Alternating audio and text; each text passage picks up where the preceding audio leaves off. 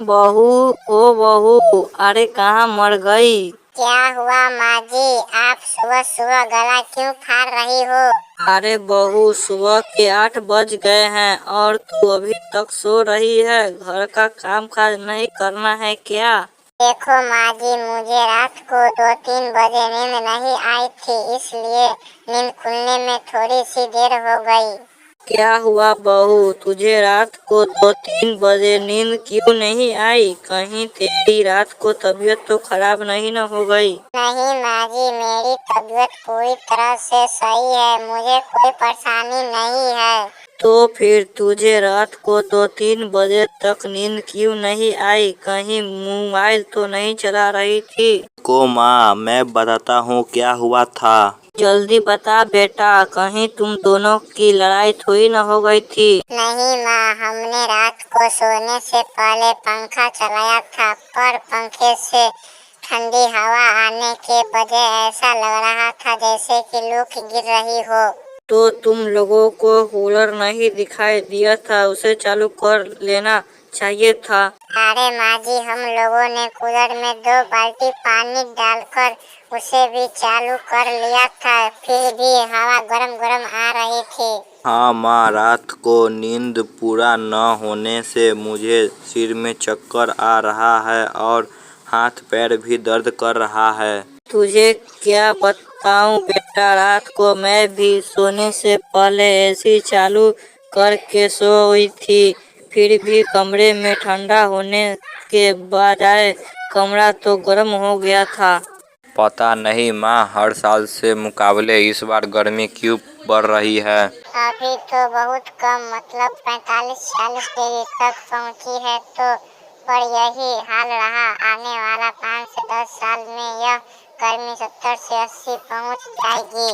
माँ जी, ओ माँ जी। क्या हुआ बहू, सुबह सुबह क्यों फटे बांस की तरह गला फाड़ रही हो? अरे माँ जी, आप कल डॉक्टर के यहाँ गई थी, तो डॉक्टर ने क्या बताया? अरे बहू, डॉक्टर ने बताया कि मुझे शुगर की बीमारी है, अब मुझे मीठा कम खाना पड़ेगा। तो माँ जी, ये बताइए कि मैंने 1 बाल्टी रखा था गुलाब जामुन, वो आधा कैसे हो गया? अरे बहू, वो आधा बाल्टी गुलाब जामुन तो मैंने खाए हैं। लेकिन माँ जी, आपको तो डॉक्टर ने मीठा खाने से मना किया है, फिर आप मीठा क्यों खा रही हो? अरे बहू, डॉक्टरों का तो क्या है, उनका बस चले तो खाना भी बंद करवा दे। अरे माँ जी, इस तरह अपने स्वास्थ्य के लिए लापरवाही करेंगे तो बहुत जल्द आपकी तस्वीर दीवार पे सट जाएगा और उस पे हाथ चढ़ जाएगा। अरे बहू, रोज घुट घुट कर जीने से अच्छा एक दिन जी भर के मर लूं। तो चलिए माँ जी, आपको आंख बंद कर मैं आपको कुएं में धक्का देती हूँ, ताकि आपको मरने में आसानी हो। देख बहू, तू मुझसे ज्यादा तमीज से बात कर, वरना मैं तुझे जवान खींच लूंगी मैं।